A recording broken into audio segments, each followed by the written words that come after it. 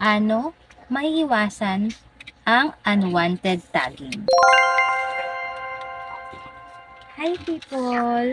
So, this is a quick share and basic tips para maiwasan yung mga unwanted tagging sa profile mo. Isa ka ba sa mga nanggigigil, naiinis, at nababadtrip sa mga taong panay tag sa profile mo, especially yung mga kabastusan? So, please watch this video para malaman mo kung paano maiwasan yung mga unwanted tagging. So, let's start. Punta tayo sa profile mo and punta tayo sa notification. Meron pala akong example dito.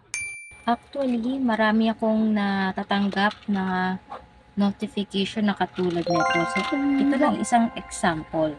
So, binerd ko na kasi nga bawat baka ma-demonetize tayo ni Meta kasi bawal po talaga yan. Puro kabastusan. So, kung sino man tong si Menjola Garcia na taga Naga at galing pa sa London ha. Wow! Manahimik ka talaga. Inis ako sa'yo. So, kung meron na kayo natanggap notification, i-click nyo lang yon and then lalabas na to sa review, post, and tags. Take note, ito po yung mga nakaset up na. Kumbaga, ito yung shortcut. Doon sa review, post, and tags, doon naka-filter yung mga nagtatag sa'yo. So, pwede nyo siyang i-hide and then remove.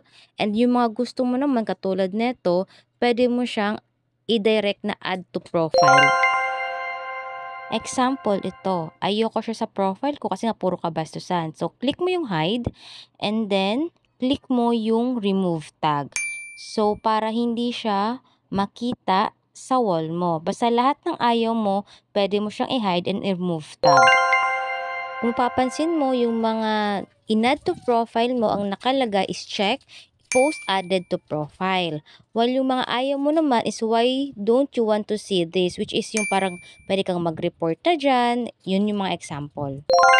Yung mga bago dyan at gusto palang mag-setup, click nyo yung settings and then hanapin nyo yung profile and tagging. After nyo maklik, ito yung lalabas. Dapat ganito yung itsura ng profile and tagging setup nyo. Yung view and sharing naka-only me.